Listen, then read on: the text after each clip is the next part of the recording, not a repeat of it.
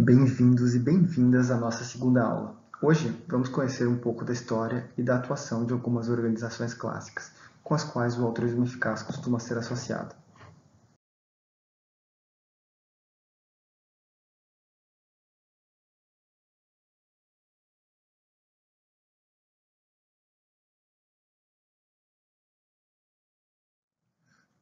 Nos próximos slides focaremos essas 5 organizações, mas fique atento que também abordaremos instituições similares para compará-las. Vamos passar direto a Giving What You Can. Nós começamos com a dobradinha de pesquisadores de Oxford, Toby Ord, atualmente no Future of Humanity Institute, filiado a Oxford, e William MacAskill, que dirige a Forethought Foundation, que por sua vez está embaixo do guarda-chuva do Center for Effective Altruism, também em Oxford. Lá nos idos de 2009, quando a expressão altruísmo eficaz ainda não era usada, os dois acadêmicos criaram uma organização reunindo pessoas que se comprometiam, elas faziam um pledge, a doar ao menos 10% de sua renda ao longo da vida para as caridades e projetos que considerassem mais eficazes. Ainda hoje, trata-se de uma organização importante, não só por ajudar a direcionar recursos para projetos eficazes, mas principalmente por ajudar seus filiados a escolherem para onde doar, e por servir de porta de entrada para o movimento. Eu mesmo tive meu primeiro contato com o altruísmo eficaz quando estudava sobre Derek Parfit e Peter Singer, e fiquei interessado em saber mais sobre esse compromisso que eles haviam assumido com a Give What You Can. A Give What You Can exemplifica um pouco a ideia de ganhar para doar. Isso é, que uma das maneiras como você pode contribuir para o mundo é ganhar dinheiro e doá-lo para projetos de maior impacto. Isso é verdade, essa é uma maneira, mas o altruísmo eficaz veio a ser muito associado com essa ideia, exageradamente, sendo que, na realidade, ele não é sobre isso. Hoje em dia, cada vez mais o que realmente é interessante no movimento é outras ideias que a gente já vai abordar daqui a pouco. Esse modelo da Giving What You Can foi replicado para várias outras organizações que reúnem pessoas que assumiram um compromisso similar de doar de maneira eficaz. Aqui você pode ver vários exemplos, como a One for the World, que como a Giving What You Can, ela também congrega pessoas que se comprometem a doar, mas usa 1% ao invés de 10%. The Life You Can Save, fundado por Peter Singer, que já mencionamos antes, ela recomenda organizações focadas em saúde global e extrema pobreza. No site dela existe uma calculadora que computa o percentual que você deveria doar de acordo com uma função logarítmica, equivalente a uma taxa progressiva de sua renda anual, em dólares nominais. Essa calculadora mostra como a renda dos mais ricos em países desenvolvidos, com moedas de alto valor, como o euro e dólar, tem muito maior peso e maior responsabilidade no combate à pobreza. Outro exemplo é a Generation Pledge, que foi criada em 2020 por brasileiros para aumentar o impacto de herdeiros de grandes fortunas. Também tem o compromisso de doar 10%, mas de grandes heranças. A Founders Pledge congrega empreendedores que se comprometem a doar parte do lucro com a venda de ações das empresas que fundaram. A High Impact Athletes, que reúne atletas profissionais, eles usam a calculadora da The Life Can Save para definir o percentual de contribuição. Focam pobreza global, bem-estar animal e riscos climáticos. Por fim, a Raising for Effective Giving, que congrega profissionais de poker que se comprometem com 2% de sua renda. Mas, como eu tinha dito antes, a Give What You Can não foi a única organização que a dupla Toby e o Will criaram. Em 2015, com a ajuda da aceleradora de startups Y Combinator, eles fundaram em Oxford, com Ben Todd e outros, a 80,000 Hours, 80 mil horas, uma entidade dedicada a ajudar as pessoas a escolher como fazer o maior bem a partir de suas decisões profissionais. A ideia é que tempo é um dos principais recursos de que dispomos. Gasta-se em média 80 mil horas da vida trabalhando. Em algumas carreiras e estratégias para decisões profissionais, como o que ou onde estudar, oferecem oportunidades muito maiores de impacto sobre o mundo. Apesar disso, poucos jovens podem dedicar um tempo significativo a estudar suas opções disponíveis, principalmente as que oferecem maior risco. É mais comum que as pessoas deixem que algumas das decisões mais importantes de suas vidas, como onde, o que estudar ou o que vai correr, sejam tomadas de uma forma altamente contingente, com a perspectiva da remuneração inicial. Quantas pessoas não escolhem carreiras porque direito, administração, medicina, simplesmente porque paga mais? Ou por inércia, ou por outras pessoas, porque os pais delas escolheram, porque os amigos delas escolheram. Isso não resulta apenas em adultos posteriormente frustrados com as escolhas que deixaram de fazer, mas principalmente em grande desperdício de talento. Na página do 80,000 Hours, pode-se usar uma ferramenta para auxiliar na escolha de carreira, candidatar-se para aconselhamento, ler os extensos perfis de problemas globais selecionados como mais urgentes ou apreciar seu famoso podcast, onde profissionais talentosos de diferentes áreas são entrevistados, discutindo desde macroeconomia, a inteligência artificial, a criptomoeda, a metaética. Há também um mural de vagas interessante. Então, se você quiser procurar vagas, 80,000 Hours.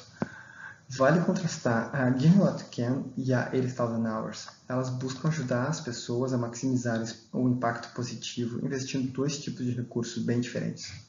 Enquanto a primeira busca estimular alguém a se comprometer a doar para a caridade, que após a devida análise se mostrar mais eficaz, a 80,000 Hours busca auxiliar as pessoas a escolherem uma carreira que possa resultar em maior impacto, inclusive uma carreira onde vão ganhar dinheiro e doar para a caridade. Isso se reflete no tipo de análise e pesquisa que essas duas organizações fazem.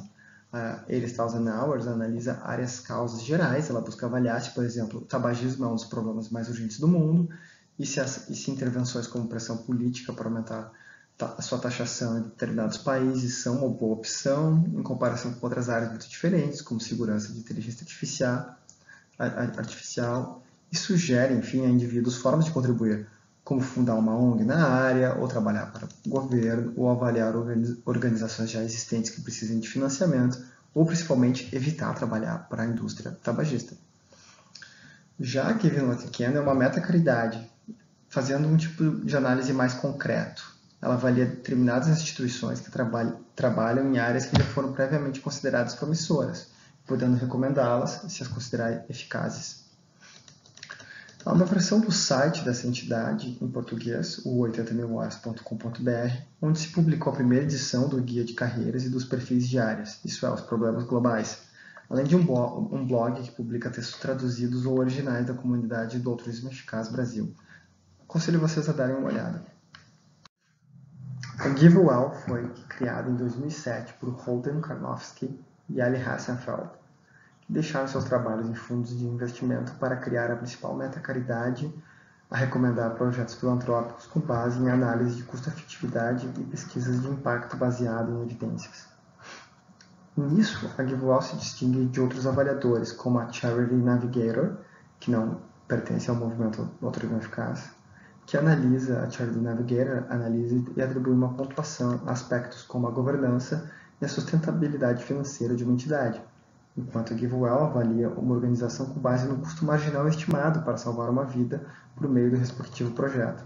Ou seja, para o Charity Navigator, se você entrar na página, é uma organização muito interessante, sugiro que tenha uma olhada. Você entra na página e você vai olhar que cada instituição tem uma nota atribuída por um conjunto de fatores analisado de maneira que às vezes pode ser mais ou menos subjetiva.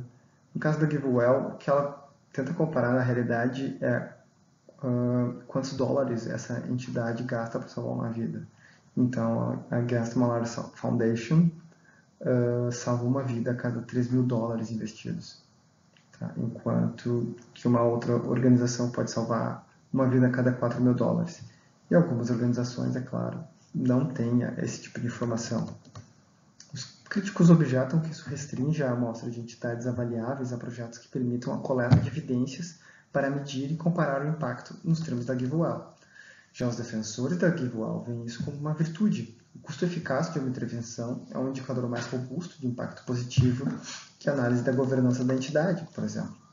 Isso permite aos doadores focar nos projetos que dão certo, ao invés de financiar aqueles que chamam mais atenção ou apelam para as emoções do público. Outra organização importante que Holden Karnofsky ajudou a criar é a Open Philanthropy. Ela surgiu de uma parceria entre a GiveWell e a Good Ventures, fundação criada por Dustin Moskovitz e Carrie Tuna. A primeira edição do Manual do Altruísmo Eficaz mal menciona a Open Philanthropy, pois ela ainda era um projeto dependente da GiveWell. Ela só foi criada formalmente em 2017. Hoje, trata-se de uma das principais organizações na comunidade do altruísmo eficaz, tanto pelo montante de recursos que ela dirige, como principalmente pela análise que faz de projetos a financiar, assumindo aí incertezas muito maiores sobre as chances de impacto. podemos contrastá-la com a GiveWell. Esta, a GiveWell, recomenda projetos que ofereçam evidências que permitam medir impacto, de forma análoga a um analista financeiro que avalia dados sobre a produtividade de uma firma, ou sobre a variação do preço das ações. Já o OpenField se assemelha mais a um investidor anjo ou de venture capital, que financia projetos arriscados em relação aos quais há um palpite calculado sobre o impacto potencial. A Open Philanthropy marca a virada do movimento em direção a objetivos mais ambiciosos e arriscados, como a abordagem chamada de Hits-Based Giving, pela qual se espera que apenas uma minoria de projetos responderá pela maior parte do impacto positivo gerado. A Animal Charity Evaluators, inicialmente chamada Effective Animal Activism, é algo como a GiveWell da causa animal, isto é a principal meta-caridade dedicada a analisar e recomendar, com base em análise de custo-efetividade e pesquisa de impacto, baseado em evidências, projetos de ativismo animal ou que conduzam a benefícios animais, como, por exemplo, pesquisa de proteínas alternativas. Ela se baseia tanto na pesquisa de terceiros quanto em análises próprias. De certa forma, seu trabalho é ainda mais desafiador que o da GiveWell, já que busca ajudar a suprir a falta de dados e de análise na área animal, bem como incertezas quase inafastáveis sobre a mensuração de bem-estar, algo que já é suficientemente difícil de fazer para humanos. Além disso, a Animal Charity Evaluators também oferece capacitação e uma plataforma que facilita que doadores transfiram recursos para as organizações recomendadas. De brinde, vocês ganham esta breve recapitulação. Espero que ajude nos exercícios de fixação.